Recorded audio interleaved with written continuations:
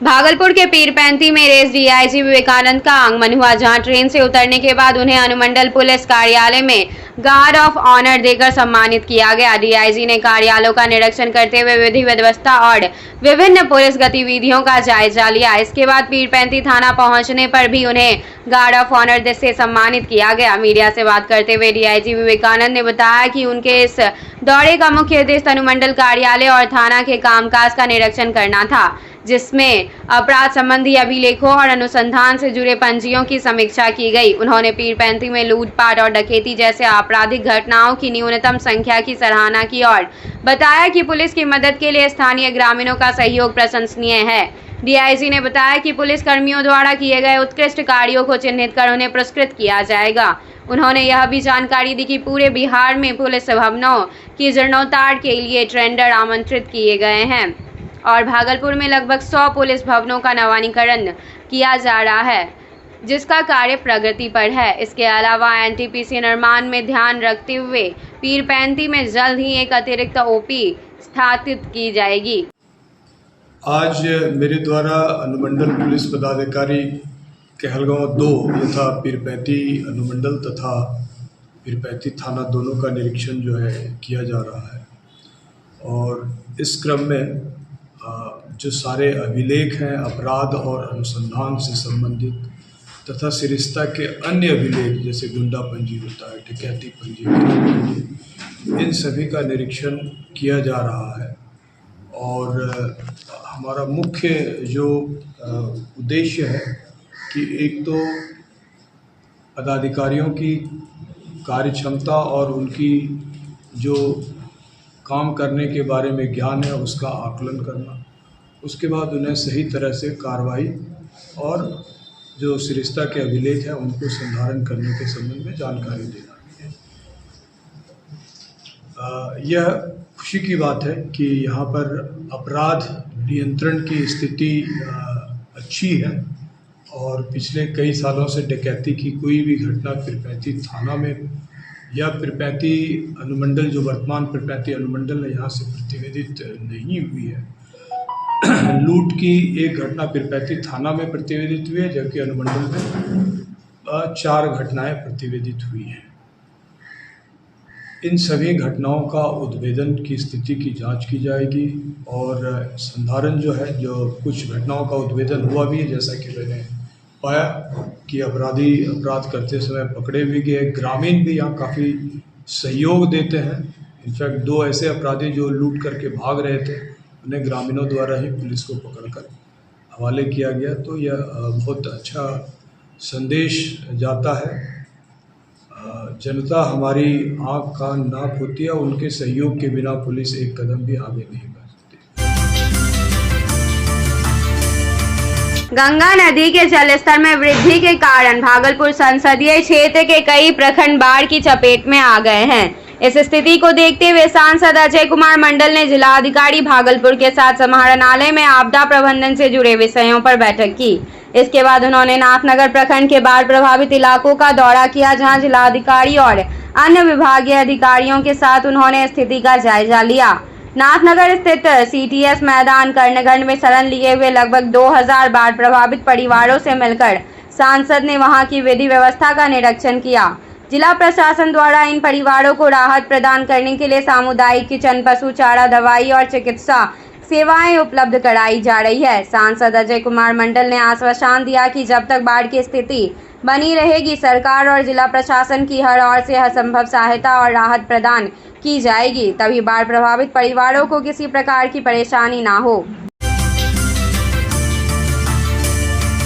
भागलपुर में गंगा के जलस्तर में लगातार वृद्धि होने के कारण शहरी क्षेत्रों में भी बाढ़ का पानी प्रवेश कर चुका है, जिससे बैंक कॉलोनी, माणिक सरकार और दीपनगर सहित कई इलाकों के लोग बुरी तरह से प्रभावित हो गए हैं। इन इलाकों के घरों में बाढ़ का पानी घुस जाने से लोग जल कैदी बनकर अपने घरों में फंसे हुए हैं और उनका आना जाना पूरी तरह बंद हो गया है।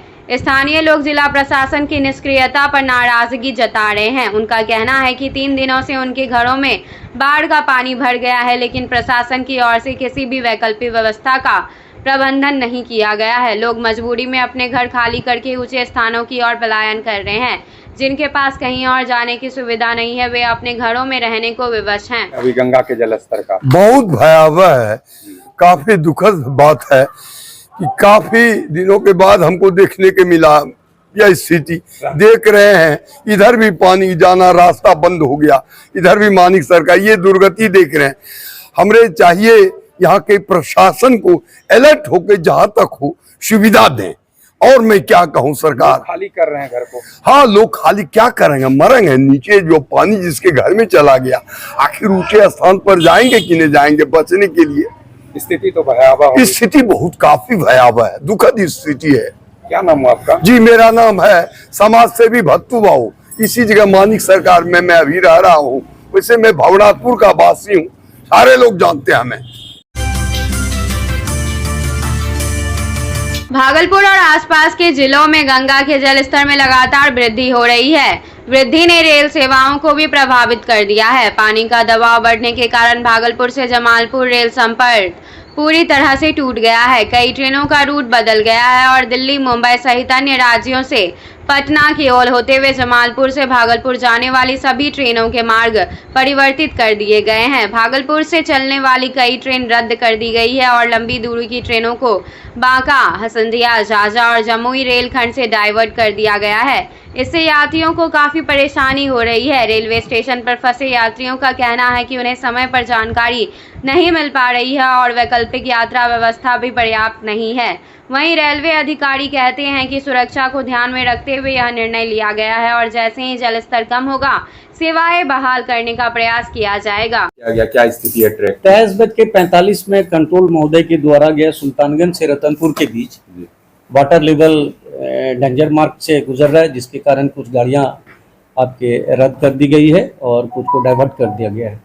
किस रूट से सर डाइवर्ट की गई है? डाइवर्ट आपके बांका जैसे डी झाझा देखी क्यों ले जाके, जिसमें हम लोग फरक्का और बरौनी पैसेंजर और 30 तेईस को, ये 3 गाड़ी को डाइवर्ट किए अभी तक और दादर उधर से ही चला जाएगा। सर कितनी गाड़ियों को अवरुद्ध हुआ है मार्ग जो भागलपुर से खुली? टोटल उसका तो लिस्ट है, एक उधर लिया तो लिस्ट, लेकिन कोई भी ट्रेन सुल्तानगंज होकर नहीं सुल्तानगंज देखिए कोई भी गाड़ी नहीं जाएगी आज। भागलपुर में नई पीढ़ी के युवाओं के बीच साहित्यिक और सांस्कृतिक चेतना जगाने के उद्देश्य से प्रेमचंद शरतचंद्र स्मृति कमेटी द्वारा एक विशेष प्रतियोगिता का आयोजन किया गया। यह प्रतियोगिता इंटर स्तरीय उर्दू बालिका उच्च विद्यालय आशा आनंदपुर में आयोजित हुई, जिसमें 600 से अधिक छात्र छात्राओं ने हिस्सा लिया। इस प्रतियोगिता में प्रेमचंद्र और शरतचंद्र के जीवन, साहित्य, आजादी के आंदोलन, गणित, चित्रांकन, निबंध लेखन और क्विज जैसे श्रेणियों को शामिल किया गया था। उद्घाटन के दौरान पूर्व कुलपति डॉक्टर फारूक अली, पूर्व प्राचार्य डॉक्टर गुरुदेव पोद्दार और अन्य गणमान्य व्यक्तियों ने प्रेमचंद्र और शरतचंद्र की तस्वीरों पर पुष्पांजलि अर्पित की। वक्ताओं ने इस बात पर जोर दिया कि साहित्यिक जागरूकता का प्रसार आज के युवाओं के लिए बेहद आवश्यक है, क्योंकि साहित्य के बिना मानव जीवन अधूरा है। प्रतियोगिता में निर्णायक मंडल के रूप में कई प्रतिष्ठित व्यक्तियों ने भाग लिया और प्रतियोगिता के सफल संचालन और आयोजन में कपिल देवरंग और दीपक कुमार की महत्वपूर्ण भूमिका रही। इस अवसर पर शहर के प्रमुख बुद्धिजीवी, समाजसेवी और शिक्षाविद भी मौजूद थे, जिन्होंने इस आयोजन की सराहना की। भागलपुर जमालपुर रेलखंड पर पानी का बढ़ता दबाव यात्रियों और रेलवे दोनों के लिए एक बड़ी समस्या बन गया है। सुरक्षा के मद्देनजर इस रूट पर ट्रेनों का परिचालन पूरी तरह से रोक दिया गया है, जिससे लंबी दूरी की ट्रेनों के यात्रियों को भारी परेशानी का सामना करना पड़ रहा है। भागलपुर रेलवे स्टेशन पर यात्रियों की भीड़ देखी जा रही है, जिनमें से कई लोग ट्रेन के इंतजार में रात भर से स्टेशन पर बैठे हुए हैं, जबकि कुछ यात्री वापस लौट चुके हैं। रेलवे की ओर से स्टेशन पर माइकिंग के जरिए यात्रियों को लगातार सूचित किया जा रहा है कि जब तक पानी का दबाव कम नहीं हो जाता, इस रूट पर ट्रेनों का परिचालन नहीं शुरू किया जाएगा। किस तरह का परेशानी फेस कर? काफी परेशानी हो रही है लोगों को। जो पैसेंजर्स हैं वो देर रात से ही काफी डिस्टर्ब चल रहे हैं, क्योंकि रेल का जो परिचालन बंद हुआ है, उसकी वजह से जो सामान्य जनता है जो ट्रेन में इधर उधर जा रही है, काफी परेशानी उनको हो रही है।